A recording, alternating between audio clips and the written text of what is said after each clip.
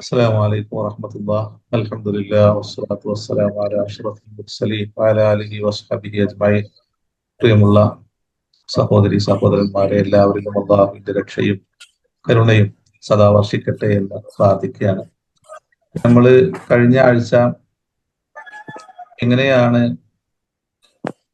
അള്ളാഹുവിന്റെ അനുഗ്രഹങ്ങളെ മനുഷ്യൻ തിരിച്ചറിയേണ്ടതെന്നും അനുഗ്രഹങ്ങളെ ബോധ്യപ്പെടാതെ പോകുന്ന വ്യക്തിയോട് പ്രപഞ്ച സൃഷ്ടാവിനെ തിരിച്ചറിയുന്ന മനുഷ്യരെ എങ്ങനെയാണ് ഇടപെടേണ്ടതെന്നും അവരെ എങ്ങനെയാണ് അള്ളാഹുവുമായിട്ട് ഹൃദയബന്ധം അവർക്ക് ഉണ്ടാക്കി കൊടുക്കേണ്ടത് എന്നുമുള്ള വിഷയങ്ങൾ നമ്മൾ ചുരുക്കി പറയുണ്ടായി.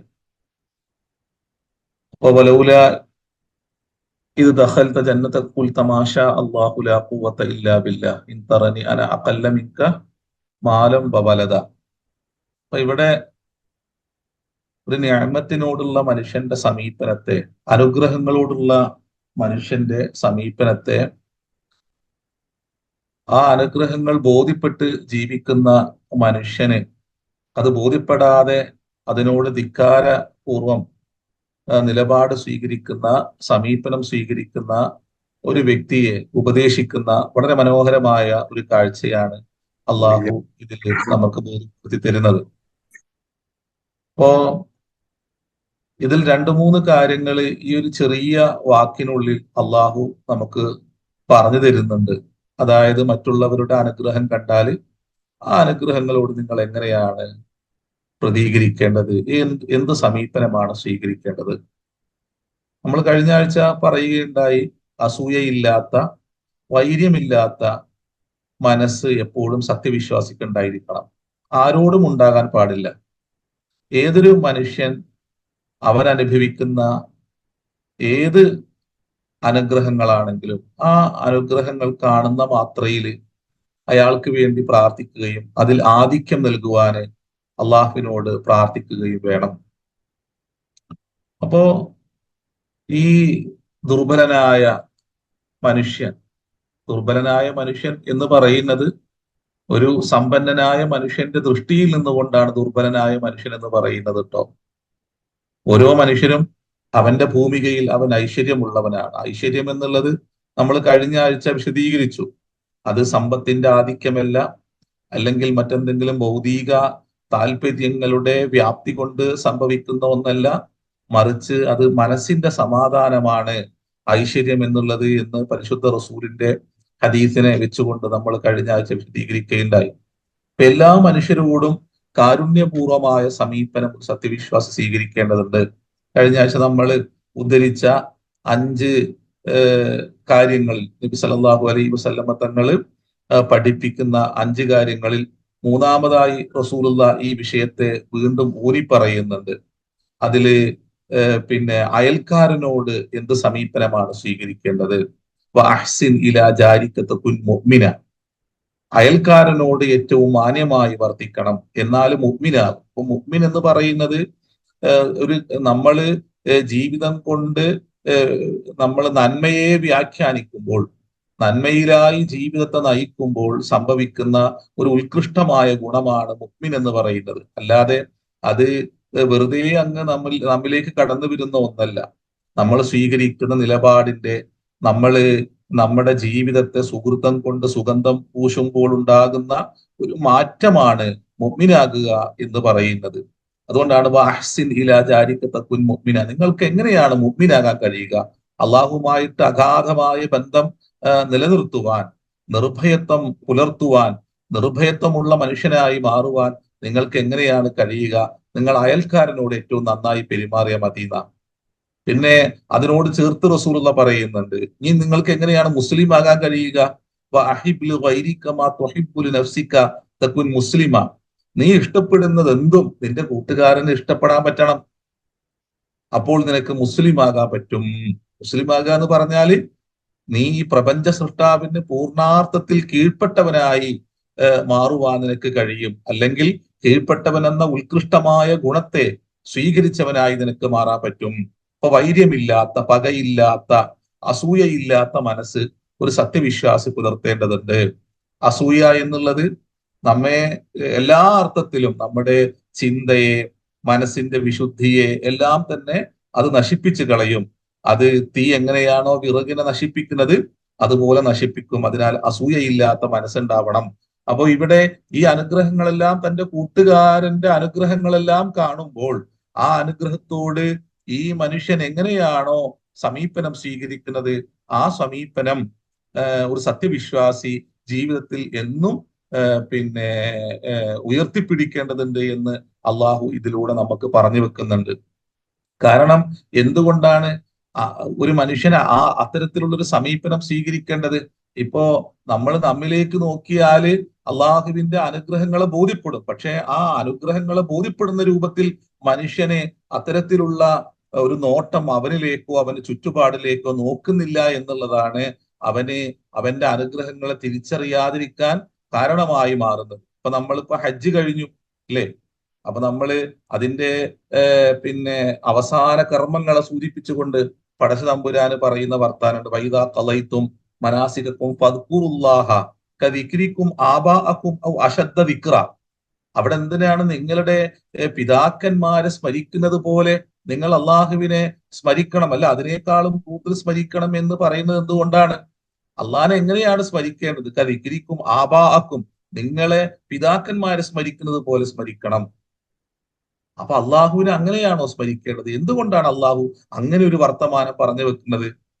മനുഷ്യൻ നന്ദിയുള്ളവനാകുന്നത്, മനുഷ്യൻ ഹൃദയപൂർവം നന്ദി രേഖപ്പെടുത്തുന്ന ഒരു അവസ്ഥാവിശേഷം മനുഷ്യനിൽ ഉണ്ടാകുന്നത്, നമ്മൾ ഇതിന്റെ മുമ്പെല്ലാം പറഞ്ഞതുപോലെ നമ്മൾ പിന്നിട്ട വഴിയിലേക്ക് നമ്മൾ തിരിച്ചുപോയി നമ്മുടെ വളർച്ചാഘട്ടങ്ങളെ കുറിച്ച് നമ്മൾ ചിന്തിക്കുമ്പോഴാണ്. അപ്പൊ ജീവിതത്തിൽ മനുഷ്യര് പൊതുവെ നന്ദിയുള്ളവനാകുന്നത് അവന്റെ ഉമ്മയോടും അവന്റെ ഉപ്പയോടും ഇക്കാരം. എന്നാൽ ഉമ്മയോടുള്ള ബന്ധം പലപ്പോഴും മനുഷ്യനെ അവന് ബുദ്ധി പ്രാപിക്കുന്നതിന് മുമ്പേ അവനിലൂടെ കടന്നു പോകുന്ന മഹാനുഗ്രഹങ്ങളാണ്. എന്നാൽ അവന് ബുദ്ധി പ്രാപിച്ചാൽ അവൻ നിരന്തരം കാണുന്ന ത്യാഗത്തിന്റെ അടയാളം അവന്റെ ഉപ്പയാണ്, അല്ലെങ്കിൽ അവന്റെ അച്ഛനാണ്, അല്ലെങ്കിൽ അവന്റെ പിതാവാണ്. അവന് വേണ്ടി രാവിലെ പോയി വളരെ ത്യാഗം സഹിച്ച് വൈകുന്നേരം വിയർപ്പൊഴുക്കി കടന്നു വരുന്ന ഒരു പിതാവിനെയാണ് ഒരു മനുഷ്യൻ കാണുന്നത്. അല്ലെങ്കിൽ മക്കൾക്ക് വേണ്ടി നിരന്തരം പാടുപെടുന്ന, മക്കൾക്ക് വേണ്ടി നിരന്തരം ചിന്തിക്കുന്ന, അവരുടെ ഉയർച്ചയെ കുറിച്ച് നിരന്തരം ആലോചിക്കുകയും അതിനു വേണ്ടി ഓരോന്നും അടുക്കടുക്കായി പ്രവർത്തിക്കുകയും ചെയ്യുന്ന ഒരു പിതാവിനെ ഒരു മനുഷ്യൻ നിരന്തരം ജീവിതത്തിൽ കാണുന്നുണ്ട്, ഒരു കുഞ്ഞ് നിരന്തരം കാണുന്നുണ്ട്.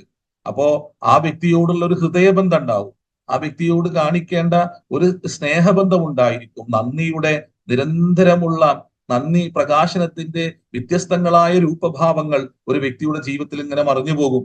അപ്പൊ ഇതുപോലെ അള്ളാനെ ഓർക്കണം, ഇതുപോലെ അള്ളാനെ ഓർക്കണം എന്ന് പറഞ്ഞാൽ നമ്മൾ നമ്മിലേക്ക് സ്വയം തിരിച്ചു പോകണം.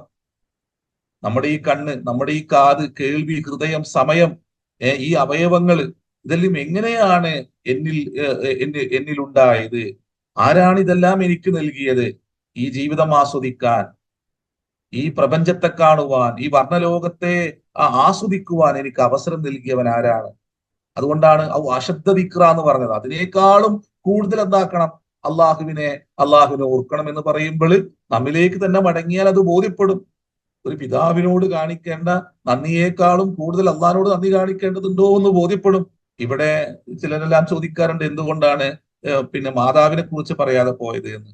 ഒന്ന്, മനുഷ്യന് പലപ്പോഴും അവന്റെ ഉമ്മയുടെ ത്യാഗത്തെക്കുറിച്ച് പലപ്പോഴും മനുഷ്യന്, ഞാൻ പറഞ്ഞതുപോലെ, അവന്റെ ബുദ്ധി പ്രാപിക്കുന്നതിന് മുമ്പേ കടന്നു പോകുന്ന ഒരു ഘട്ടമാണ്. അതുകൊണ്ട് ഇമാം ഷാറാവി പറയുന്നുണ്ട്, അതുകൊണ്ട് തന്നെ ഒരു മാതാവിനോടുള്ള നന്ദിയെ പിന്നെ പ്രകടിപ്പിക്കേണ്ടതിന്റെ അനിവാര്യതയെ കുറിച്ച് പറയുമ്പോൾ ഒരു മാതാവിന്റെ പക്ഷം ചേർന്നുകൊണ്ട് അള്ളാഹു തന്നെ നേരിട്ട് നിന്നുകൊണ്ട് സംസാരിക്കുന്നു എന്ന്. കാരണം പിന്നെ സൂറത്ത് ലുക്മാനിൽ ആ വിഷയം അള്ളാഹു എടുത്തു കാട്ടുന്നുണ്ട്. എന്താണ്? ഇൻസാന ബിവാലിദൈഹി എന്ന് പറഞ്ഞിട്ട് അള്ളാഹു തന്നെ ഒരു ഉമ്മയുടെ പക്ഷം പെട്ടെന്ന് അങ്ങ് നിന്ന് സംസാരിക്കുകയാണ്, ഒരു ഉമ്മാക്ക് വേണ്ടി നിന്ന് സംസാരിക്കുകയാണ്. എന്നിട്ട് പറയാം വഹനതുഹു ഉമ്മുഹു വഹനൻ അലാ വഹനിൻ വഫിസാലുഹു ഫി ആമൈൻ. ഒരു ഉമ്മയുടെ ത്യാഗത്തെ അള്ളാഹു പിന്നെ പറഞ്ഞു കൊടുക്കുകയാണ്. പിതാവിന്റെ ത്യാഗത്തെ ബുദ്ധി പ്രാപിച്ചു കഴിഞ്ഞാൽ കാണുന്ന കാഴ്ചയാണ്. അതുകൊണ്ട് പിതാവിനോടുള്ള നന്ദി, പിതാവിനോടുള്ള കടമ ഒരു മനുഷ്യനിൽ അത് ലൈവായിട്ട് ഇങ്ങനെ നിൽക്കും. എന്നാല് അവന് വേണ്ടി കരഞ്ഞ, അവന് വേണ്ടി ത്യാഗം സഹിച്ച, അവന് വേണ്ടി ഉറക്കൊഴിച്ച, അവന് വേണ്ടി എല്ലാം ത്യജിച്ച ഒരു ഉമ്മയുടെ ഒരു പിന്നിട്ട ഒരു ദുഃഖത്തിന്റെ, വേദനയുടെ, വ്യഥയുടെ, നൊമ്പരത്തിന്റെ ഒരു നീണ്ട കാലമുണ്ട്. 2 വർഷം എന്ന് പറയുന്ന ഒരു കാലം, അല്ലെങ്കിൽ അതിനേക്കാളും അതിലേറെ 2, 4, 5 പിന്നെ നീണ്ടു നിൽക്കുന്ന ഒരു വർഷം. അത് നമ്മുടെ ബുദ്ധി വളർച്ച പ്രാപിക്കുന്നതിന് മുമ്പേ കഴിഞ്ഞു പോകുന്ന ഒരു കാലഘട്ടമാണ്. അതിനാല് ആ ഒരു കാലഘട്ടത്തെ മനുഷ്യനെ ആ രൂപത്തിൽ സ്മരിക്കുവാൻ കഴിയാതെ പോകുന്നത് കൊണ്ട് തന്നെ ഒരു ഉമ്മയുടെ പക്ഷം ചേർന്ന് നിന്നുകൊണ്ട് അള്ളാഹു സംസാരിക്കുന്നു എന്ന് ഇമാം ഷഹറാവി പറയുന്നുണ്ട്. വസ്സൈനൽ ഇൻസാന ബിവാലിദൈഹി എന്ന് പറഞ്ഞിട്ട് ഹമലത്തുഹു ഉമ്മുഹു വഹ്നൻ അലാ വഹ്നിൻ എന്ന് പറഞ്ഞ് ഒരു ഉമ്മ എങ്ങനെയാണ് നിനക്ക് വേണ്ടി ത്യാഗം സഹിച്ചത് മനുഷ്യ എന്ന് പറഞ്ഞിട്ട് ഒരു ഉമ്മയുടെ ത്യാഗത്തെ അള്ളാഹു തന്നെ എടുത്തു ധരിച്ച് ഒരു ഉമ്മയുടെ പക്ഷം അള്ളാഹു ചേരുന്നു എന്ന് പറയുന്നുണ്ട്. അപ്പൊ അതിന്റെ ഇടയിൽ അങ്ങ് പിന്നെ ഒരു പക്ഷേ ഈ കേൾക്കുന്ന ആളുകളും എന്തുകൊണ്ട് പിതാക്കന്മാരെ സ്മരിക്കുന്നത് പോലെ എന്ന് എന്തുകൊണ്ട് അവിടെ പറഞ്ഞു എന്ന് ഒരു പക്ഷേ പിന്നെ ചില ചോദ്യങ്ങൾ മനസ്സിൽ ഉദിച്ചേക്കാം. അതുകൊണ്ടാണ് അതിന്റെ ഇടയിൽ അള്ളാഹു ഇങ്ങനെ മാതാവിന്റെ പക്ഷം ചേർന്നുകൊണ്ട് മറ്റൊരിടത്ത് സംസാരിക്കുന്നുണ്ട് എന്ന് പറഞ്ഞത് അതുകൊണ്ടാണ്. അപ്പൊ ഏതായാലും ഇവിടെ അനുഗ്രഹങ്ങളെ കുറിച്ച് നിരന്തരം ചിന്തിക്കണം. ഞാൻ അള്ളാഹുവിന്റെ പൂർണ്ണ അനുഗ്രഹങ്ങൾക്കുള്ളിലാണ് ജീവിക്കുന്നത് എന്ന് മനുഷ്യനെ ബോധ്യപ്പെടണം. ആ അനുഗ്രഹങ്ങൾ തിരിച്ചറിയുമ്പോൾ മാത്രമാണ് മറ്റുള്ളവന്റെ അനുഗ്രഹത്തോട് ഏറ്റവും നല്ല സമീപനം സ്വീകരിക്കുവാനും അതുപോലെ തന്നെ അത്തരം ധിക്കാരികളായ മനുഷ്യരെ ഉപദേശിക്കാനും മനുഷ്യന് കഴിയുള്ളൂ. അതുകൊണ്ട് പിന്നെ ഇമാം ഷഹറാവി ഈ വിഷയങ്ങളെ പറഞ്ഞു പോയിട്ട് പറയുന്നുണ്ട്, അള്ളാഹു എങ്ങനെയാണ് അവന്റെ അനുഗ്രഹങ്ങളോട് അദബ് കാണിക്കേണ്ടത് എന്ന് സൂറത്ത് വാഖിയയിൽ അള്ളാഹു ഉണർത്തുന്നുണ്ട് എന്ന് പറഞ്ഞ് ഓരോന്നിനെയും അദ്ദേഹം ഇതിന് താഴെ ഇങ്ങനെ എടുത്തുദ്ധരിക്കുന്നുണ്ട്. അതായത് അള്ളാഹു ചോദിക്കാണ് പിന്നെ നഹ്നു ഖലഖ്നാകും ഫലൗലാ തുസദ്ദിഖൂൻ. കണ്ടോ, നമ്മളെ കുറിച്ച് തന്നെ ചിന്തിക്കണം. ഇപ്പോ ഈ മനുഷ്യനെ പിന്നെ മണ്ണ് ഉഴുത് കാളകളെ അതിൽ ഇറക്കുന്നു, അല്ലെങ്കിൽ മറ്റെന്തെങ്കിലും പിന്നെ സംവിധാനങ്ങൾ ഉപയോഗപ്പെടുത്തി അവന്റെ മണ്ണ് അവൻ ഉഴുതു പിന്നെ കിളച്ച് അതിനെ പാകപ്പെടുത്തുന്നു. ഇതൊന്നും അവന്റെ കഴിവ് കൊണ്ടുള്ള സംഭവമല്ല. ഇതും അള്ളാഹുവിന്റെ മഹാ അനുഗ്രഹങ്ങളിലൂടെ അവൻ ഉണ്ടാക്കിയെടുക്കുന്ന, അവന് നൽകിയ അള്ളാഹുവിന്റെ കഴിവിൽ നിന്ന് അവൻ ഉണ്ടാക്കിയെടുക്കുന്ന ഒന്നാണ്. അവന്റെ വിത്ത്, ആരാണ് അവൻ ആ വിത്ത് നൽകിയത്? അത് വിതക്കുന്ന മണ്ണ്, ആ മണ്ണ് എങ്ങനെയാണത് മുളപ്പിക്കുന്നത് എന്ന് അറിയുന്നവരൊന്നുമല്ല ഈ കർഷകരെന്ന് പറയുന്നത്. ആ മണ്ണിന്റെ പ്രത്യേകതകൾ അറിയുന്ന ആളുകളൊന്നുമല്ല. മണ്ണിലിട്ട് അത് മുളക്കും എന്ന് മാത്രമേ അവൻ അറിയുള്ളൂ. പിന്നെ വെള്ളം, അത് മനുഷ്യന്റെ കഴിവിന് അപ്പുറം നിൽക്കുന്ന ഒന്നാണ്. പിന്നെ അതിന്റെ സമൃദ്ധി, ഇതൊന്നും തന്നെ മനുഷ്യന്റെ കൈകളിൽ നിൽക്കുന്ന ഒന്നല്ല. അതുകൊണ്ട് ഈ ആയത്തിനോട് എങ്ങനെയാണ് മനുഷ്യൻ അള്ളാഹുവിന്റെ നിഅമത്തിനോട് ഏത് രൂപത്തിലുള്ള സമീപനമാണ് സ്വീകരിക്കേണ്ടത് എന്ന് പറഞ്ഞുകൊണ്ട് സൂറത്ത് വാഖിയയിലെ ഈ ആയത്തിനെ ഒന്നൊന്നായി അദ്ദേഹം വ്യാഖ്യാനിക്കുന്നു. നിങ്ങളിലേക്ക് തന്നെ ആദ്യം നിങ്ങൾ നോക്കൂ, നിങ്ങൾ എങ്ങനെയാണ് ഈ ഭൂമിയിൽ വന്നത്? നിങ്ങൾ ചൊരിക്കുന്ന ആ രേതസ്കണത്തെ കുറിച്ച് നിങ്ങൾ എന്ത് പറയുന്നു? അഅൻതും തഖ്ലുഖൂനഹു അം നഹ്നുൽ ഖാലിഖൂൻ. നിങ്ങളാണോ ആ രേതസ് ബിന്ദുവിനെ സംവിധാനിക്കുന്നവർ? നിങ്ങളാണോ നാമാണോ? ചില ആളുകൾ പറഞ്ഞേക്കും, നീ എങ്ങനെയാണ് ഭൂമിയിൽ വന്നത്? അതെന്റെ ഉപ്പയുടെയും എന്റെ ഉമ്മയുടെയും വഴി ഞാൻ ഇങ്ങ് വന്നു എന്നാ. എത്രയോ ആളുകളുണ്ട്, കോടിക്കണക്കിന് രൂപ ചെലവാക്കിയിട്ട് മക്കളെ കിട്ടാത്ത മനുഷ്യരില്ലേ ഭൂമിയിൽ? അങ്ങനെ ഒരു മാതാപിതാക്കളുടെ ഒരു ഇടപെടലിലൂടെയാണ് തന്റെ ഈ ഭൂമിയിലേക്കുള്ള ആഗമനത്തിന്റെ അടിസ്ഥാന കാരണം, അല്ലെങ്കിൽ അത് മാത്രമാണ് എന്ന് ധരിക്കുന്നവർ എന്താണ് അത്തരത്തിലുള്ള മനുഷ്യരുടെ ദുഃഖങ്ങളെ കുറിച്ച് എങ്ങനെയാണ് അവൻ വ്യാഖ്യാനിക്കുക? എന്താണ് അവന് പറയാൻ പറ്റുക? അല്ല, അള്ളാഹു അത് ഒരു സബബാക്കിയിരിക്കുന്നു, കാരണമാക്കിയിരിക്കുന്നു. അത് അള്ളാഹുവിന്റെ ഭൗതികമായ സംവിധാനത്തിന്റെ, ഭൗതികമായ അള്ളാഹുവിന്റെ ഇടപെടലിന്റെ ഒരു സുന്നത്തും കൗനിയയുടെ ഭാഗമായി അള്ളാഹു അങ്ങനെയാണ് ഓരോ സൃഷ്ടിപ്പിനെയും അള്ളാഹു വെച്ചിരിക്കുന്നത്. എന്നാൽ ആ വസ്തുവിനെ ആരാണ് നിർമ്മിക്കുന്നത്? തുമ്നൂൻ, ആ രേതസ് ബിന്ദുവിനെ കുറിച്ച് നിങ്ങൾ എന്ത് പറയുന്നു? അല്ലെ, കൗണ്ട് കൂട്ടാൻ വേണ്ടിയിട്ട് വർഷങ്ങളോളം മരുന്ന് കഴിക്കുന്ന മനുഷ്യരില്ലേ? അല്ലെ, 10 ലക്ഷത്തിന്റെ മുകളില് പിന്നെ കൗണ്ട് ഉണ്ടെങ്കിൽ മാത്രമേ ആ സ്പേമിന് സ്ട്രെങ്ത് ഉണ്ടാവുള്ളൂ എന്നാണ് പറയുക. അത് കുറഞ്ഞു കഴിഞ്ഞാല് അത് വീക്കായിരിക്കും. അപ്പൊ അതിന് ശക്തി കൂട്ടാനാണ് പിന്നെ മനുഷ്യര് മരുന്ന് കഴിക്കുന്നത്, അല്ലെങ്കിൽ അവൻ ചികിത്സക്ക് വിധേയനാകുന്നത്. അപ്പൊ നിങ്ങൾ ചിന്തിച്ചു നോക്കൂ, ആരാണ് അതിനെ സംവിധാനിച്ചവൻ? ഇന്ന് പുതിയ ലോകത്ത് ക്ലോണിങ്ങിലൂടെ പിന്നെ മനുഷ്യനെ അത്ഭുതപ്പെടുത്തിയ ഡോളിയെ സൃഷ്ടിച്ച ലോകത്താണ് നമ്മൾ ജീവിക്കുന്നത്. എന്നാല് ഒരു ഡോളിയെ സൃഷ്ടിക്കാൻ മറ്റൊന്നിൽ നിന്നും അതിന്റെ സെല്ലിനെ ഉരുത്തിരിച്ചെടുക്കുക എന്നുള്ളത് അനിവാര്യമാണ്. അത് മനുഷ്യന് ഉണ്ടാക്കാൻ കഴിയില്ല. അവന് ഈ വായുവിൽ നിന്ന് എന്തിന്റെയെങ്കിലും സെല്ലിനെ അവന്റെ മുമ്പിൽ ഒരു വസ്തു ഇല്ലാതെ അവന് ഉരുത്തിരിച്ചെടുക്കാൻ പറ്റുമോ? പറ്റൂല. നമ്മുടെ മുടിയുടെ ഇഴയിൽ നിന്ന് നമ്മുടെ സെല്ലിനെ ഉരുത്തിരിച്ചെടുത്ത് നമ്മുടെ പ്രതിരൂപം സൃഷ്ടിക്കാൻ കഴിയും. പക്ഷെ ആ സെല്ല് ആരുണ്ടാക്കി? അഫറഅയ്തും മാ തുംനൂൻ, അതിനെക്കുറിച്ച് നിങ്ങൾ എന്ത് പറയുന്നു? അൻതും തഖ്ലുഖൂനഹു അം നഹ്നുൽ ഖാലിഖൂൻ, നിങ്ങളാണോ അതിനെ സംവിധാനിച്ചത്, നാമാണോ? നമ്മൾ നിഷേധിക്കാൻ നമുക്ക് പിന്നെ വലിയ എളുപ്പമാണ്. ഇല്ല, ഇതിന്റെ പിറകിലൊന്നുമില്ല, അതെല്ലാം തന്നെ സ്വയംഭൂവാണ്, അതെല്ലാം തന്നെ ഈശ്വരവാദികൾ പറയുന്ന ഒരു വർത്താനുണ്ടല്ലോ, അതെല്ലാം പിന്നെ അവർ പറയുന്നത് ഇതെല്ലാം സ്വയമേ ഉണ്ടായിത്തീരുന്നതാണ്, ഇതിനൊന്നും പിന്നെ ഒരു ശക്തിയുടെ ആവശ്യമില്ല എന്ന് പറഞ്ഞ് വളരെ നിസാരമായിട്ട് ആ ഒരു മഹാസൃഷ്ടിപ്പിനെ അങ്ങ് നിഷേധിച്ച് തള്ളുന്ന മനുഷ്യരുണ്ട്. അതിലൂടെ ചിന്തകനായി മാറാൻ, ഞാൻ ചിന്തകനാണെന്ന പിന്നെ ഒരു വല്ലാത്തൊരു പിന്നെ മാനസികാവസ്ഥ സ്വയം ഉണ്ടാക്കി അത് മറ്റുള്ളവരെ ബോധ്യപ്പെടുത്താൻ ഒരു സൃഷ്ടാവിന്റെ സാന്നിധ്യത്തെ, ശക്തിയെ നിഷേധിക്കുന്ന മനുഷ്യരാണ് നമുക്ക് ചുറ്റുമുള്ളത്. അപ്പൊ അള്ളാഹു ചോദിക്കുന്ന ചോദ്യമാണ് അഫറഅയ്തും മാ തുംനൂൻ, നിങ്ങളുടെ ഉദ്ഭവത്തിന്റെ ആദ്യ ബിന്ദു ഉണ്ടല്ലോ, അതിനെക്കുറിച്ച് നിങ്ങൾ എന്ത് പറയുന്നു?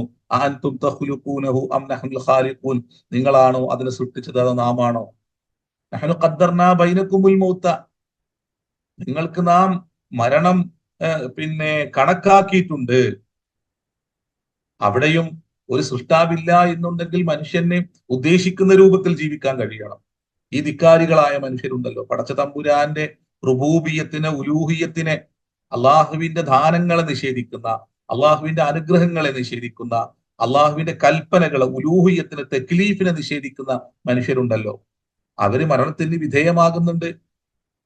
അവരറിയാത്തൊരു ദിവസം ഇവിടെ നിന്നും അവർ വിട പറഞ്ഞു പോകുന്നുണ്ട്.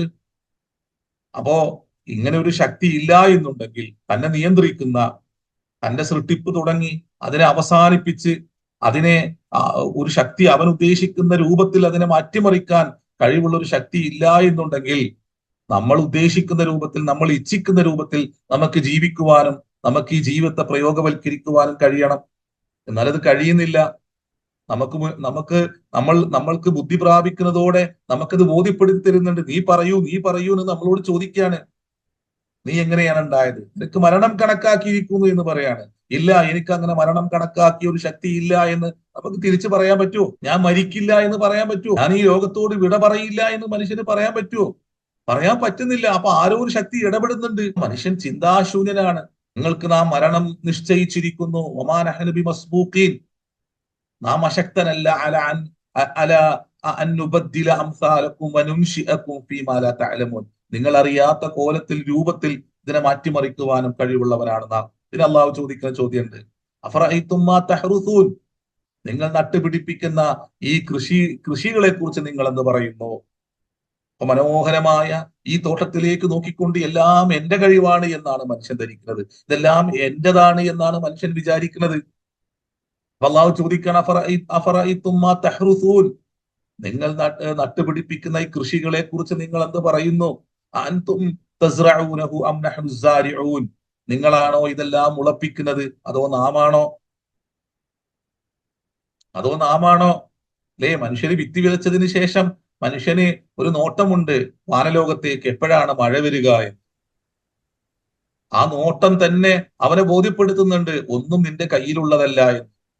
എന്നാൽ മഴ വന്ന് അത് പിന്നെ വിത്തുകൾ മുളച്ച് 1000 കതിരുകളായി അത് സമൃദ്ധമായി അവന്റെ മുമ്പിൽ ഇങ്ങനെ വിളഞ്ഞു നിൽക്കുമ്പോൾ അവനിൽ പിന്നീട് രൂപപ്പെടുന്ന ഒരു അഹങ്കാരമുണ്ട്, ഇതെല്ലാം എന്റേതാണ്, ഇതിൽ മറ്റുള്ളവന് പങ്കില്ല എന്നുള്ളത്.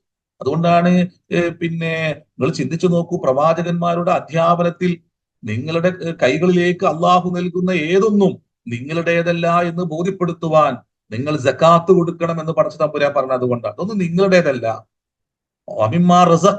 അതെല്ലാം നാം നൽകിയതാണ്, അതിൽ നിന്ന് നിങ്ങൾ ചെലവഴിക്കേണ്ടതുണ്ട്, പാവപ്പെട്ടവനോടുള്ള കടപ്പാടുകൾ നിറവേറ്റേണ്ടതുണ്ട് എന്ന് പറയുമ്പോൾ ഒന്നും നിന്റെതല്ല എന്ന് പറഞ്ഞുകൊണ്ട് നിരന്തരം ബോധ്യപ്പെടുത്തുന്നുണ്ട്. അതുകൊണ്ടാണ് സ്വതക്ക, ദാനധർമ്മങ്ങൾ നിരന്തരം ചെയ്യാൻ പരിശുദ്ധ റസൂല് പഠിപ്പിക്കുന്നതിന് പിന്നിലും തന്നെ ഇത്തരത്തിലുള്ള തെറ്റായ ചിന്തകളെ നിരന്തരം തിരുത്തുന്ന ഒരു പ്രക്രിയ നടക്കുന്നുണ്ട്. ഒന്നും നിന്റെതല്ല, ഇതെല്ലാം നിന്റെ നാഥന്റെ ദാനമാണ്. അള്ളാഹു റബ്ബാണ് എന്നുള്ളത് കൊണ്ട് തന്നെ അള്ളാഹുവിന്റെ റുബൂബിയത്തിന്റെ ഭാഗമായി നിനക്ക് ലഭിച്ച മഹാകാരുണ്യമാണ് എന്ന് ഒരു സദഖ നൽകുന്നതിൽ പോലും പരിശുദ്ധ റസൂൽ ചേർത്ത് വെക്കുന്നുണ്ട്. അത് പഠിപ്പിക്കുന്നതിൽ റസൂൽ ചേർത്ത് വെക്കുന്നുണ്ട്. അതുകൊണ്ടാണ് തഹ്റുസൂൻ, നിങ്ങൾ നട്ടുപിടിപ്പിക്കുന്ന കൃഷികളെ കുറിച്ച് നിങ്ങൾ എന്ന് പറയുന്നു. ഇവിടെ ഈ മനുഷ്യൻ തന്റെ ധിക്കാരിയായ സഹോദരന്റെ മുമ്പിൽ അനുഗ്രഹങ്ങളോടുള്ള സമീപനത്തെ ബോധ്യപ്പെടുത്തി കൊടുക്കുകയാണ് ഇവിടെ. അതിനെ ഇമാം ഷഹറാബി ഈ ആയത്തെല്ലാം കൊണ്ടുവന്ന് മനോഹരമായിട്ട് ഇതുപോലെ വിശദീകരിക്കുന്നുണ്ട്. നിങ്ങൾ നട്ടുപിടിപ്പിക്കുന്ന കൃഷികളെ കുറിച്ച് നിങ്ങൾ എന്ത് പറയുന്നു? അൻതും തസ്റഊനഹു അം നഹ്നു സാരിഊൻ, നിങ്ങളാണോ അത് മുളപ്പിക്കുന്നത്, നാമാണോ? ലൗ നശാഉ ലജഅൽനാഹു ഹുത്താമ, നാം ഉദ്ദേശിക്കുന്ന പക്ഷം ഒരു നിമിഷം കൊണ്ട് ഇതെല്ലാം പാടേ തരിപ്പണമാക്കി കളയും. മുഗ്റമൂൻ, നിങ്ങൾ പറയും ഞങ്ങൾ പട്ടിണിയിലായി പോയി, എല്ലാം നഷ്ടപ്പെട്ടു പോയി. ബൽ നഹ്നു മഹ്റൂമൂൻ, എല്ലാം ഞങ്ങൾ നിഷേധിക്കപ്പെട്ടവരായി, എല്ലാം നഷ്ടപ്പെട്ടവരായി എന്ന് നിങ്ങൾ പറയും. മനുഷ്യൻ അങ്ങനെയാണ്. പ്രതിസന്ധി വരുമ്പോഴാണ് അവനെ നാദരിലേക്ക് അടുക്കുക. ഇവിടെയും ഈ മനുഷ്യൻ അവന്റെ അവന്റെ അവന്റെ അവൻ അനുഭവിച്ചൊരു മഹാപ്രതിസന്ധിക്ക് മുമ്പിൽ പിന്നീട് അയാൾ അതുവരെ പറഞ്ഞ ധിക്കാര ഭാവത്തെ വിടിഞ്ഞുകൊണ്ട് മറ്റൊരു അവസ്ഥാവിശേഷത്തിലേക്ക്, മാനസികാവസ്ഥയിലേക്ക് ഇയാൾ മാറുന്നുണ്ട്. ഇതിൽ തൊട്ടു താഴെയുള്ള ആയത്തിൽ നമുക്കത് പിന്നെ കാണാൻ കഴിയും. അള്ളാഹു അതുകൊണ്ടാണ് കൃഷികളെ, ഭൗതികമായ സമ്പാദ്യങ്ങളെ മുമ്പിൽ വെച്ചുകൊണ്ട് ഇതെല്ലാം എന്റേതാണ് എന്ന് ഭാവിക്കുന്ന മനുഷ്യനോട് പടച്ച തമ്പുരാനെ വളരെ സ്നേഹത്തോടു കൂടി ബോധ്യപ്പെടുത്തി കൊടുക്കുകയാണ്. ചോദ്യങ്ങൾ ചോദിച്ചുകൊണ്ട് ആ ചോദ്യത്തിനുള്ള ഉത്തരം അവരിൽ നിന്ന് തേടിക്കൊണ്ട് എല്ലാം നിന്റെ നാഥന്റെ അനുഗ്രഹമാണെന്ന് അടിവരയിട്ട് കൊണ്ട് ബോധ്യപ്പെടുത്തി കൊടുക്കുകയാണ് ഇവിടെ, അല്ലെ? നാം ഉദ്ദേശിക്കുന്ന പക്ഷം അതിനെ നാം തരിപ്പണമാക്കി പറയും, ഞങ്ങൾ എല്ലാം നഷ്ടപ്പെട്ടവരായി. ബൽ നഹ്നു മഹ്റൂമൂൻ, എന്റെ ഭാര്യയും മക്കളും എല്ലാം തന്നെ പട്ടിണിയിലായി പോയി എന്ന് നിങ്ങൾ പറയും. ഇനിയും അള്ളാഹു ചോദിക്കുകയാണ്, ഇനി നിങ്ങൾക്ക് വിത്തുണ്ടായാൽ മാത്രം പോരാ, മണ്ണുണ്ടായാൽ മാത്രം പോരാ, അത് നിങ്ങൾ കിളച്ച് പിന്നെ അത് പാകപ്പെടുത്തി വെച്ച് വിത്ത് അതിന്റെ മുകളിൽ വിതറിയാൽ മാത്രം പോരാ, വെള്ളം അനിവാര്യമാണ്. വെള്ളം കിട്ടണമെങ്കിൽ മഴ വർഷിക്കണം. അതുകൊണ്ട് അള്ളാഹു ചോദിക്കുക, മനുഷ്യരെ നിങ്ങൾ കുടിക്കുന്ന വെള്ളത്തെ കുറിച്ച് നിങ്ങൾ എന്ത് പറയുന്നു?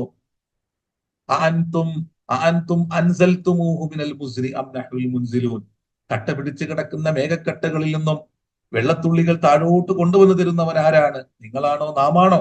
അത് ചോദ്യം ചോദിക്കുകയാണ്. ഉത്തരം മനുഷ്യൻ പറയണം. ഈ ചോദ്യം ചോദിക്കുന്നതിന് പിന്നിൽ ധിക്കാരിയായ മനുഷ്യൻ ഒരു കഴിവുമില്ല എന്ന് ബോധ്യപ്പെടുത്തുകയാണ്.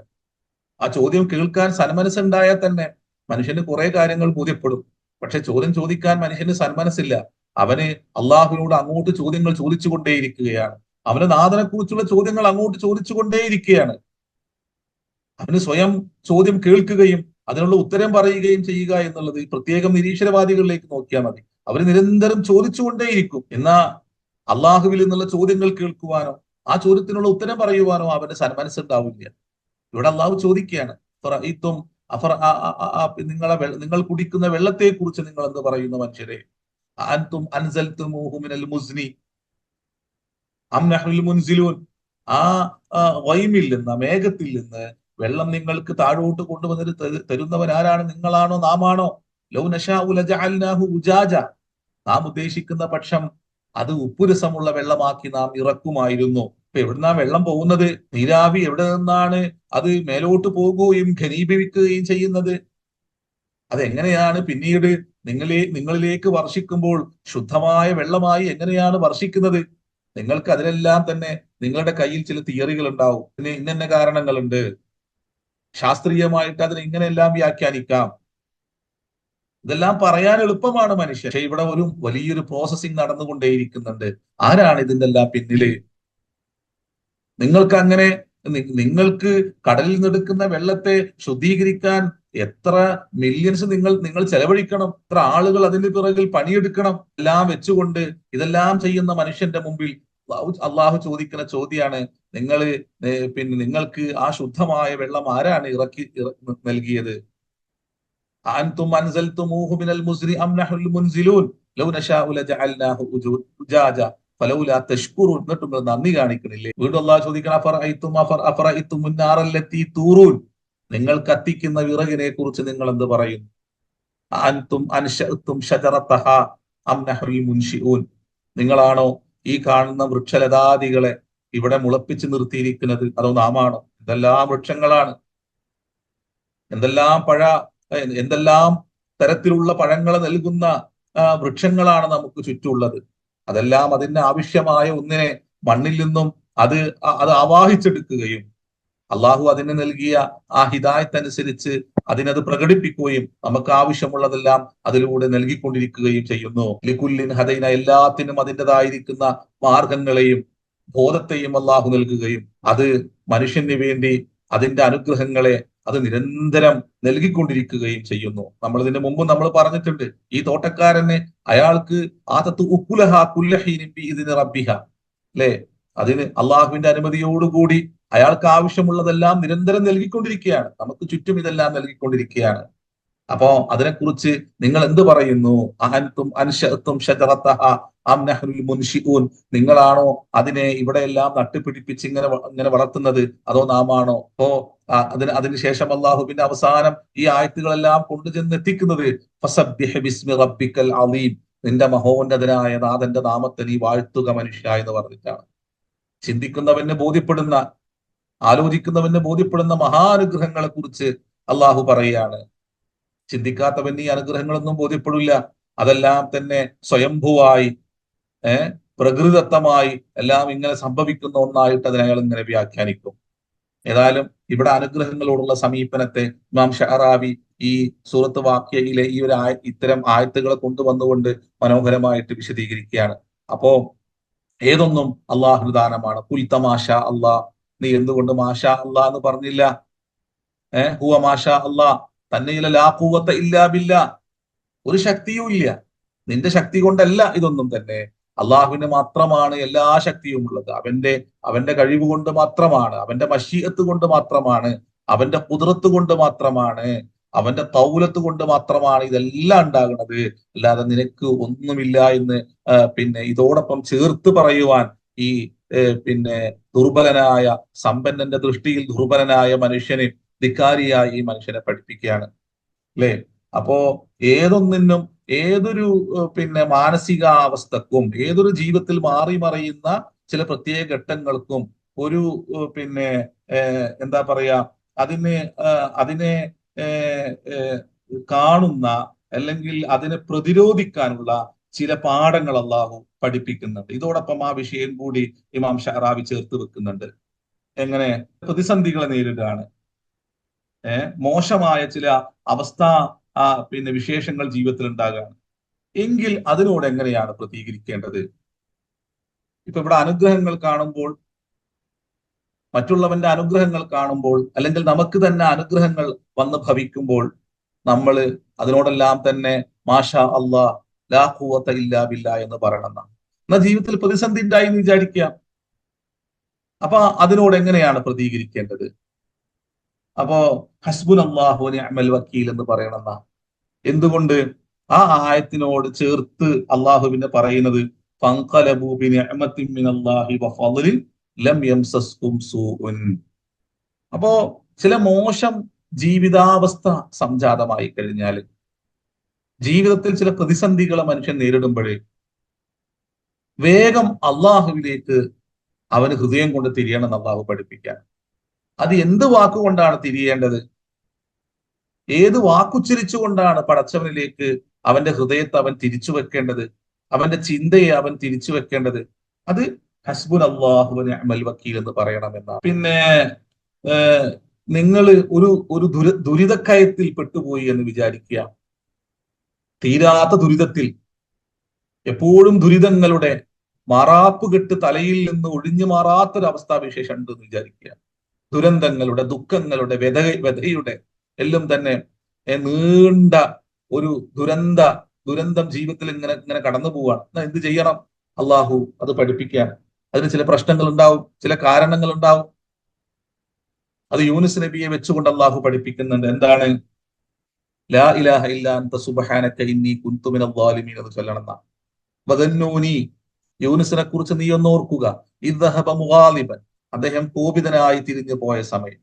ഫളന്ന അല്ലം യഖ്ദിർ അലൈഹി, അദ്ദേഹം ഭാവിച്ചു എനിക്ക് മുകളിൽ അള്ളാഹു അങ്ങനെ ആക്ഷൻ ഒന്നും എടുക്കൂല, ഞാൻ പ്രവാചകനാണല്ലോ, റിസാലത്ത് പേറുന്ന മനുഷ്യനാണ്, ചുമക്കുന്ന മനുഷ്യനാണ്, അതുകൊണ്ട് അള്ളാഹു എന്നിൽ അങ്ങനെ ആക്ഷൻ ഒന്നും എടുക്കൂല എന്ന് അദ്ദേഹം കരുതി.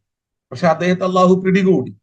അദ്ദേഹം പ്രാർത്ഥിച്ചു, ലാ ഇലാഹ ഇല്ല അൻത സുബ്ഹാനക ഇന്നി കുൻതു മിനൽ ളാലിമീൻ. അത് അള്ളാഹു പറയാണ്, ഫനജ്ജയ്നാഹു മിനൽ ഗമ്മി, അദ്ദേഹത്തിന് ദുഃഖത്തിൽ നാം അദ്ദേഹത്തിന്റെ മോചനം നൽകി. ഫനജ്ജയ്ന ഫകദാലിക നുൻജിൽ മുഅ്മിനീൻ, ഇപ്രകാരം അള്ളാഹുവിലേക്ക് നിർഭയത്വം പ്രാപിച്ച് മടങ്ങുന്ന മനുഷ്യരെയും നാം എന്താക്കും, ഇപ്രകാരം രക്ഷിക്കും.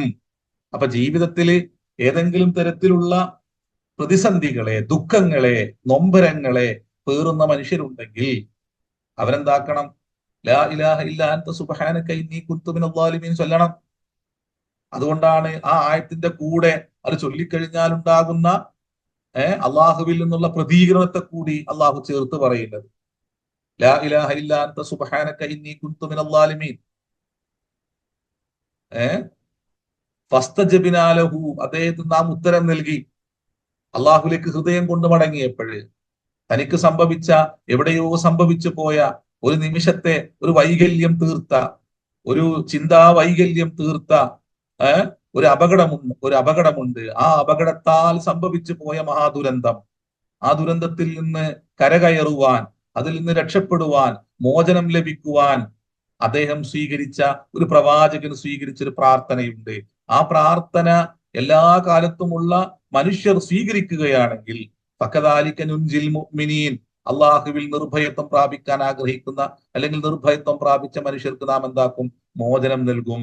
അപ്പൊ ഓരോന്നിനും ഓരോ തരത്തിൽ അള്ളാഹുവിനോട് ബന്ധപ്പെടേണ്ടതിന്റെ ആവശ്യകതയെ അള്ളാഹു ഇത്തരത്തിലുള്ള ആയത്തുകളിൽ അള്ളാഹു സൂചിപ്പിക്കുന്നുണ്ട്.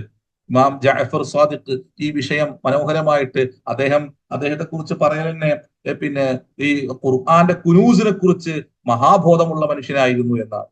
അദ്ദേഹം ഇത്തരത്തിൽ ഓരോ പ്രശ്നങ്ങൾക്ക് പ്രതിവിധി പറയുമ്പോൾ ഇത്തരത്തിലുള്ള ഖുർആന്റെ പ്രാർത്ഥനകൾ പറഞ്ഞു കൊടുക്കുമായിരുന്നു. ഉഫവ്വിളു അംരി ഇലല്ലാഹ് എന്ന് പറയണം. അതെപ്പോഴാണ് പറയേണ്ടത്, അതെപ്പോഴാ പറയേണ്ടത് എന്നുള്ളത് ആ ആയത്തിനോട് ചേർന്ന് വരുന്ന ആയത്തിന് നോക്കിയാൽ മതി. നിങ്ങൾക്കെതിരെ ആരെങ്കിലും ചതി പ്രയോഗിക്കുന്നുണ്ടെങ്കിൽ വേറെ എവിടേക്കെങ്കിലും ഓടേണ്ടതല്ല. നിങ്ങളുടെ ദുഃഖങ്ങൾ വരുമ്പോൾ, പ്രയാസങ്ങൾ വരുമ്പോൾ, ബുദ്ധിമുട്ടുകൾ വരുമ്പോഴേ എന്തെങ്കിലും ദുർബലരായ മനുഷ്യർ പറയുന്ന വർത്തമാനങ്ങൾ കേട്ട് ഏതെങ്കിലും ഒന്നിന്റെ മുമ്പിലേക്ക് അല്ലെങ്കിൽ പിന്നെ ഏതെങ്കിലും പിന്നെ ഒരു പ്രത്യേക ഇടത്തേക്ക് പോയിക്കൊണ്ട് അവർ തന്നെ അള്ളാഹുവിലേക്ക് മടങ്ങുകയും അവരുടെ ജീവിതമെല്ലാം തന്നെ മഹ്ശറയിൽ എത്രമാത്രം പ്രതിസന്ധി നിറഞ്ഞതാണെന്ന് അവർക്ക് പോലും അറിയില്ല. അത്തരം ആളുകളുടെ അടുക്കലേക്ക് ഓടിപ്പോവേണ്ടവരല്ല നിങ്ങൾ. നിങ്ങളുടെ പ്രതിസന്ധികൾക്കെല്ലാം തന്നെ പരിഹാരം പ്രപഞ്ചനാഥനായ തമ്പുരാൻ മുന്നോട്ട് വെക്കുന്നുണ്ട്. അത് ഏതെങ്കിലും മനുഷ്യ സങ്കല്പങ്ങൾക്കനുസരിച്ചല്ല, ഏതെങ്കിലും ദുർബലരായ മനുഷ്യർ പറയുന്നതിനനുസരിച്ചല്ല നിങ്ങളുടെ കാര്യങ്ങളെ നിങ്ങൾ നേരാക്കിയെടുക്കുവാൻ ശ്രമിക്കേണ്ടത്. അള്ളാഹു തന്നെ നിങ്ങളെ പഠിപ്പിക്കുന്ന, പ്രപഞ്ചനാഥൻ തന്നെ നിങ്ങളെ ബോധ്യപ്പെടുത്തുന്ന ആ പ്രാർത്ഥനകളെ കൊണ്ടും അള്ളാഹുവിലേക്ക് നിങ്ങൾ നേരെ ചൊവ്വേ തിരിഞ്ഞുകൊണ്ട് അള്ളാഹുവിലേക്ക് കൈകൾ ഉയർത്തിക്കൊണ്ട് നിങ്ങളുടെ പ്രശ്നങ്ങൾക്ക് നിങ്ങൾ സ്വയം പരിഹാരം കാണേണ്ടതുണ്ട്. അല്ലാതെ ഭൗതികമായി മനുഷ്യൻ നാട്ടുന്ന, മനുഷ്യന് കിടത്തുന്ന ഒന്നിനോടല്ല മനുഷ്യനെ അവന്റെ വേവലാതിയും അവന്റെ സങ്കടങ്ങളും പറയേണ്ടത്. ഇവിടെ അള്ളാഹു ബോധ്യപ്പെടുത്തുന്നതാണ് ഉഫവ്വിളു അംരി ഇലല്ലാഹ്, നിങ്ങൾക്കെതിരെ ചതി പ്രയോഗിക്കുന്ന, നിങ്ങളെ പ്രതിസന്ധിയിലാക്കാൻ ശ്രമിക്കുന്ന ചില പ്രത്യേക ഘട്ടങ്ങൾ നിങ്ങളുടെ ജീവിതത്തിൽ നിങ്ങൾ അഭിമുഖീകരിച്ചു കഴിഞ്ഞാൽ ഉടനെ ഉഫവ്വിളു അംരി ഇലല്ലാഹ് എന്ന് പറയണം. അതുപോലെ ഓരോ അനുഗ്രഹങ്ങളെ കാണുമ്പോൾ, പ്രയാസങ്ങളെ നേരിടുമ്പോൾ, ദുഃഖങ്ങളെ അഭിമുഖീകരിക്കുമ്പോൾ, അതുപോലെ തന്നെ മറ്റുള്ളവരിൽ നിന്നും ചതികളും വഞ്ചനയും നേരിടുമ്പോൾ, ഇവിടെ എല്ലാം തന്നെ മാറി മറിയുന്ന ഇത്തരത്തിലുള്ള ദുരന്തമുഖങ്ങളിൽ മനുഷ്യൻ അള്ളാഹുവിലേക്ക് ഹൃദയം കൊണ്ട് ഏത് പ്രാർത്ഥന ഉച്ചരിച്ചുകൊണ്ടാണ് മടങ്ങേണ്ടത് എന്ന് അള്ളാഹു പഠിപ്പിക്കുകയാണ്. ഇതെല്ലാമാണ് നമ്മൾ ചെയ്യേണ്ടത്, ഇങ്ങനെല്ലാമാണ് നമ്മൾ സമീപനങ്ങൾ സ്വീകരിക്കേണ്ടത്.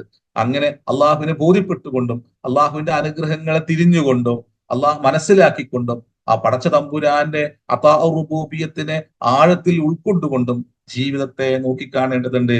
ഇതാണ് നിഅമത്തിനോടുള്ള സമീപനത്തെ ഈ സഹോദരന്, തന്റെ ധിക്കാരിയായ സഹോദരനെ ബോധ്യപ്പെടുത്തി കൊടുക്കുന്നത്. നീ കുൽ തമാശ അല്ലാഹ് ലാ ഖുവത ഇല്ലാ ബില്ലാഹ്. ഇനി മറ്റൊരു വിഷയത്തിലേക്ക് കടക്കാണ്. ഇൻതറനി അന അഖല്ല മിൻക മാലം വവലദ, നീ എന്നെ പിന്നെ സമ്പത്തില്ലാത്തവനും സന്താനങ്ങൾ കുറഞ്ഞവരുമായി പിന്നെ കാണുന്നുവെങ്കിൽ ഫഅസാ റബ്ബി.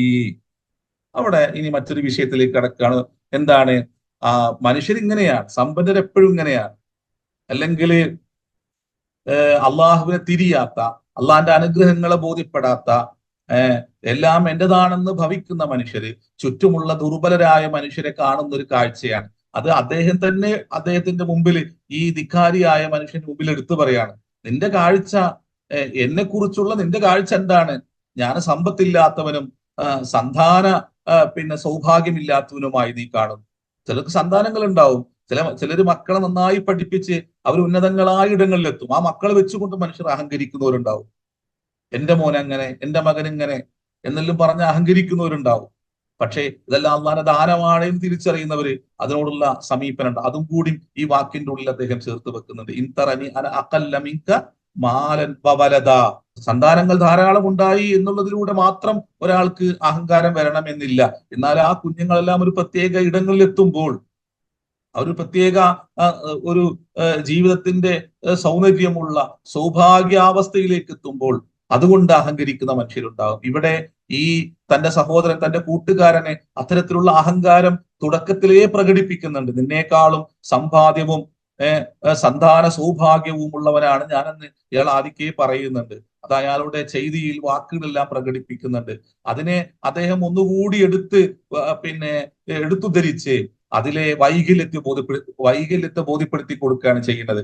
ആ വാക്കിന്റെ ഉള്ളിലുള്ള വൈകല്യത്തെ എന്താണ്? ഇൻതറനി അന അഖല്ല മിൻക മാലൻ വവലദ. നിന്റെ കാഴ്ചയിൽ ഞാൻ സമ്പത്തില്ലാത്തവനും അതുപോലെ തന്നെ സന്താന സൗഭാഗ്യമില്ലാത്തവനുമായിരിക്കാം. പക്ഷേ ഫഅസാ റബ്ബി, ഫഅസ എന്നുള്ളത് റജാഇന് വേണ്ടി ഉപയോഗിക്കും, പ്രതീക്ഷയുടെ ഒരു പ്രയോഗമാണ്. ഫഅസാ റബ്ബി. അപ്പോ പിന്നെ പ്രതീക്ഷ അർപ്പിക്കാൻ ഏറ്റവും നല്ലവൻ ആരാണ്? അള്ളാഹു ആണ് എന്നുകൂടി അയാൾ പറഞ്ഞു വെക്കുകയാണ്. അതുകൊണ്ടാണ് ഫഅസ എന്നുള്ള ഉടനെ ആ ഒരു വാക്കിനെ ഇവിടെ ഉദ്ധരിച്ചിട്ടുള്ളത്. ഫഅസാ റബ്ബി, എന്റെ നാഥൻ. ഇവിടെല്ലോ റബ്ബ് എന്നുള്ള വാക്ക്, ആ റബ്ബിനോട് അസ എന്ന വാക്കിനെ ഉപയോഗിക്കുമ്പോഴേ അള്ളാഹുവിനോളം പ്രതീക്ഷ അർപ്പിക്കാൻ പറ്റിയവർ ആരുമില്ല എന്ന് ഇദ്ദേഹം ബോധ്യപ്പെടുത്തി കൊടുക്കുകയാണ്. ഇത് വായിക്കുന്ന നമ്മളും അത് ബോധ്യപ്പെട്ട് നമ്മൾ നിഅമത്തുകളോട് സമീപനം സ്വീകരിക്കേണ്ടതുണ്ട് എന്ന് അള്ളാഹു അതോടൊപ്പം ഈ വരികൾക്കുള്ളിൽ അള്ളാഹു നമ്മളെയും ബോധ്യപ്പെടുത്തുന്നുണ്ട്. ഫഅസാ റബ്ബി അൻ യുഅ്തിയനി ഖൈറൻ മിൻ ജന്നതിക, നിന്റെ ഈ തോട്ടത്തെക്കാളും ഉത്തമമായത് അള്ളാഹു എനിക്ക് നൽകിയേക്കാം. അപ്പോ ഇവിടെ ജീവിതത്തിന്റെ മറ്റൊരു മുഖത്തെ കൂടി ഇദ്ദേഹം വരച്ചു കാണിക്കുന്നുണ്ട്. എന്താണ് ജീവിതം എന്നുള്ളത്? ഭൗതിക ജീവിതം മാത്രമല്ല. ഇവിടെയുള്ള ഒന്നുകൊണ്ട് മാത്രമല്ല, അതുകൊണ്ട് മാത്രമല്ല സൗഭാഗ്യത്തെ അളന്നു തിട്ടപ്പെടുത്തേണ്ടത്. മനുഷ്യന് പൊതുവെ നമ്മൾ ഇതിന്റെ മുമ്പെല്ലാം പറഞ്ഞതുപോലെ മരണാനന്തര ജീവിതത്തെ നിഷേധിക്കുന്ന മനുഷ്യന് ഭൗതികമായ നേട്ടങ്ങൾ ഉണ്ടായിക്കഴിഞ്ഞാൽ അത് വെച്ചുകൊണ്ട് മഹാധികാരിയായി മാറും. ഈ മനുഷ്യൻ തുടക്കത്തിലേ യൗമുൽ ഖിയാമയെ നിഷേധിക്കുന്നുണ്ട്. ഈ സമ്പന്നനായ മനുഷ്യൻ, ഭൗതികമായ നേട്ടങ്ങൾ കുമിഞ്ഞുകൂടിയ മനുഷ്യൻ, അരുവികളും ഇടതൂർന്ന തോട്ടങ്ങളും മുന്തിരിത്തോപ്പുകളുമെല്ലാം തന്നെ സമൃദ്ധമായി നിറഞ്ഞു നിൽക്കുന്ന തന്റെ തോട്ടത്തെ നോക്കിക്കൊണ്ട് ഇതെല്ലാം എന്റേതാണെന്ന് ഭവിക്കുകയും ഇനി ഇതിനൊരു നാശമില്ല എന്ന് കരുതുകയും അങ്ങനെ അതിലൂടെ പ്രപഞ്ചനാഥനായ സർവശക്തനായ നാഥനെ നിഷേധിക്കുകയും ചെയ്യുന്ന മനുഷ്യനോട് സൗഭാഗ്യം എന്നുള്ളത് ഭൗതികമായ നേട്ടങ്ങളുടെ അളവുകോല് കൊണ്ട് അളന്നു തിട്ടപ്പെടുത്താൻ പറ്റുന്ന ഒന്നല്ല എന്ന് ഈ ഒരൊറ്റ വാക്കിലൂടെ അയാൾ ബോധ്യപ്പെടുത്താം. ഫഅസാ റബ്ബി, എന്റെ നാഥൻ, ഫഅസാ റബ്ബി അൻ യുഅ്തിയനി ഖൈറൻ മിൻ ജന്നതിക, നിന്റെ തോട്ടത്തെക്കാളും ഉത്തമമായ തോട്ടം എന്റെ റബ്ബ് എനിക്ക് നൽകും. എനിക്കതിൽ പൂർണ്ണ പ്രതീക്ഷയുണ്ട്. ഒരു വാക്കുകൊണ്ട് നിങ്ങൾക്ക് മഹാതോട്ടങ്ങൾ ലഭിക്കും അല്ലെ? റസൂലുള്ളാഹി പറയുന്നുണ്ട്, ഒരാള് സ്വർഗലോകം എന്ന് പറയുന്നത് അത് സമൃദ്ധമായ പിന്നെ ഒരു ഭൂമിയാണ്. ഇസ്രാഇന്റെ രാത്രിയിൽ നബി സല്ലല്ലാഹു അലൈഹി വസല്ലമ തങ്ങൾ ഇബ്രാഹിം നബിയെ കാണുകയും ഇബ്രാഹിം നബി പ്രവാചകനോട് സംസാരിക്കുന്ന പിന്നെ ഒരു അവസ്ഥയെയും എടുത്തുദ്ധരിക്കുന്ന പിന്നെ ഹദീസുണ്ട്. അതിൽ ഇബ്രാഹിം നബി റസൂലുള്ളാഹിനോട് പറയുന്നുണ്ട്, നിന്റെ ഉമ്മത്തിനോട് എന്റെ സലാം നീ ചൊല്ലിക്കേൾപ്പിക്കുക. അവരോട് നീ പറയണം, സ്വർഗത്തിന്റെ താഴ്വാരകൾ അത് സമൃദ്ധമായ മണ്ണുള്ളതാണ്. അവിടെ നട്ടുപിടിപ്പിക്കേണ്ട ചില വൃക്ഷങ്ങളുണ്ട്. അതെന്താണ്? സുബ്ഹാനല്ലാഹി വബിഹംദിഹി എന്നുള്ളതാണ്. അതുകൊണ്ടാണ് റസൂലുള്ള പറയുന്നത്, ഒരാള് പിന്നെ പ്രഭാതത്തിൽ 100 തവണ സുബ്ഹാനല്ലാഹി വബിഹംദിഹി എന്ന് ചൊല്ലിക്കഴിഞ്ഞാൽ, വൈകുന്നേരം അതുപോലെ തന്നെ ചൊല്ലിക്കഴിഞ്ഞാൽ അവന്റെ എല്ലാ പാപങ്ങളും അള്ളാഹു പൊറുക്കും. അതെല്ലാം തന്നെ, ആ വചനങ്ങൾ തന്നെ സ്വർഗത്തിൽ അവന് തോപ്പുകളായി മാറ്റപ്പെടുമെന്ന് റസൂലുള്ള പറയുന്നത്. നമുക്ക് ഇതിൽ നിന്ന് കേൾക്കുമ്പോൾ ഒരു തമാശയാണ് പുതിയ ലോകത്തിൽ, അല്ലെങ്കിൽ പുതിയ കുട്ടികൾക്ക് ഇതിലും തമാശയാണ്. ജീവിതത്തിന് അള്ളാഹു നൽകുന്ന ചില മുഖങ്ങളുണ്ട്. ഇവിടെ മരണവും നമ്മൾ പറഞ്ഞല്ലോ, ഈ ജീവിതം ആരു നൽകി? നിന്നിൽ ആരാണ് മരണം നിക്ഷിപ്തമാക്കി? നിങ്ങളുടെ കരങ്ങളാലാണ് നീ ചലിച്ചുകൊണ്ടിരിക്കുന്നത്. നിന്റെ ചിന്തകൾക്കപ്പുറം, നിന്റെ സ്വപ്നങ്ങൾക്കപ്പുറം ഇതിനെല്ലാത്തിനും നിയന്ത്രിക്കുന്നത് ആരാണ്? നിനക്ക് അത്തരം ഒരു ശക്തി ഇല്ലെങ്കിൽ എങ്ങനെയാണ് നിന്റെ സ്വപ്നങ്ങൾ ഒരു പളുങ്ക് പാത്രം വീണ് ഉടയുന്നത് പോലെ ഒരു നിമിഷം കൊണ്ട് എങ്ങനെയാണ് ജീവിത സ്വപ്നങ്ങൾ മുഴുവനും ഉടഞ്ഞു തീരുന്നത്, പൊട്ടി തരിപ്പണമായി പോകുന്നത്? അപ്പോ നിന്റെ കരങ്ങളിലല്ല നിന്റെ ജീവിതമുള്ളത്. നിന്റെ ഇഷ്ടങ്ങൾക്കനുസരിച്ചല്ല, നിന്റെ സ്വപ്നങ്ങൾക്ക് അനുസരിച്ചല്ല ഈ ജീവിതം. ഇതിനെല്ലാം അപ്പുറം ഇത് നിയന്ത്രിക്കുന്ന ഒരു മഹാശക്തിയുണ്ട്, ഒരു നാഥനുണ്ട്, ഒരു സ്രഷ്ടാവുണ്ട്. ആ സൃഷ്ടാവിന്റെ ഇച്ഛകൾക്കും ഇഷ്ടങ്ങൾക്കും അനുസരിച്ച് മാത്രമേ ഈ ജീവിതം മുന്നോട്ട് പോകുന്നുള്ളൂ. അല്ലെ, ആ നാഥനെ ബോധ്യപ്പെടുന്ന ഒരു മനുഷ്യനെ ബോധ്യപ്പെടുന്ന ചില സത്യങ്ങൾ മാത്രമാണ് ഇതെല്ലാം തന്നെ.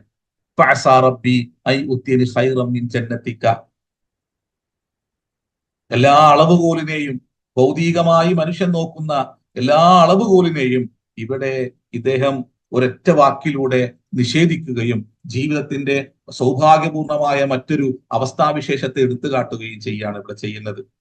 എന്നിട്ട് പറയാണ്, വയുർസില അലൈഹ ഹുസ്ബാനം മിനസ് സമാഇ ഫതുസ്ബിഹ സ്വഈദൻ സലഖാ.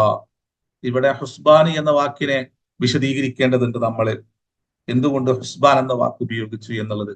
പിന്നെ സഈദൻ സലഖ എന്ന വാക്കിനെ നമ്മൾ ഒന്ന് വിശദീകരിക്കേണ്ടതുണ്ട്. അത് കുറച്ച് കൂടുതൽ വിശദീകരിക്കേണ്ട കാര്യമാണ്. നമുക്കിടയിൽ നടക്കുന്ന പല ചർച്ചകളും ഈ ഹുസ്ബാൻ എന്ന വാക്കിന്റെ ഇടയിൽ വരുന്നുണ്ട്. കാലങ്ങളെ, സമയത്തെ, വർഷങ്ങളെല്ലാം തന്നെ എണ്ണുന്നതിൽ മനുഷ്യൻ കാണിക്കുന്ന അള്ളാഹുവിന്റെ ദൃഷ്ടാന്തങ്ങളോട് മനുഷ്യൻ കാണിക്കുന്ന നിഷേധഭാവമുണ്ട്. അതിനോട് മുഖം തിരിഞ്ഞ് പടച്ച തമ്പുരാന്റെ ദൃഷ്ടാന്തങ്ങളെപ്പോലും മറ്റുള്ളവരുടെ മുമ്പിൽ കൊച്ചാക്കുന്ന, അതിനെ നിന്ദിക്കുന്ന ഒരു അവസ്ഥാവിശേഷം സമൂഹത്തിൽ നിലനിൽക്കുന്നുണ്ട്. അതിനെയെല്ലാം തന്നെ ഈ ഹുസ്ബാൻ എന്ന വാക്ക് നന്നായി ബോധ്യപ്പെടുത്തി കൊടുക്കുകയും അള്ളാഹിന്റെ ദൃഷ്ടാന്തങ്ങളോട് സ്വീകരിക്കേണ്ട സമീപനത്തെ ഈ ഒരു വാക്കിലൂടെ അള്ളാഹു ഇവിടെയും ബോധ്യപ്പെടുത്തുകയും ചെയ്യുന്നുണ്ട്. അതിനാൽ ഇൻഷാ അള്ളാഹ് അത് നന്നായി ചർച്ച ചെയ്യേണ്ട വിഷയമായതുകൊണ്ട് അടുത്ത ആഴ്ചത്തേക്ക് നമുക്ക് ആ വിഷയം മാറ്റിവെക്കാം. അള്ളാഹു നമ്മളെ അനുഗ്രഹിക്കട്ടെ. നന്നായി ചിന്തിക്കുന്ന, നന്നായി കാര്യങ്ങൾ ഉൾക്കൊള്ളുന്ന, അള്ളാഹുവിന്റെ അനുഗ്രഹങ്ങളെ, പടച്ച തമ്പുരാന്റെ അനുഗ്രഹങ്ങളെ ഏറ്റവും നന്നായി മനസ്സിലാക്കി ജീവിക്കുന്ന, ജീവിതവും മരണവുമെല്ലാം എന്റെ സൃഷ്ടാവിന്റെ കരങ്ങളിൽ ഭദ്രമാണ് എന്ന് ഉറച്ച് ബോധ്യപ്പെട്ട് ജീവിക്കുന്ന സച്ചരിതരായ മനുഷ്യരിൽ അള്ളാഹു നമ്മളെ ഉൾപ്പെടുത്തട്ടെ. പിന്നിട്ട വഴിയിലേക്ക് തിരിച്ചു ചെന്ന് നിരന്തരം നമുക്ക് നൽകിയ അനുഗ്രഹങ്ങളെ കുറിച്ച് ചിന്തിക്കുകയും അതിലൂടെ ഹൃദയശുദ്ധിയോടുകൂടി നല്ല ചിന്തയോടുകൂടി ജീവിക്കുന്ന സ്വാലിഹീങ്ങൾ അള്ളാഹു നമ്മളെ ഉൾപ്പെടുത്തട്ടെ.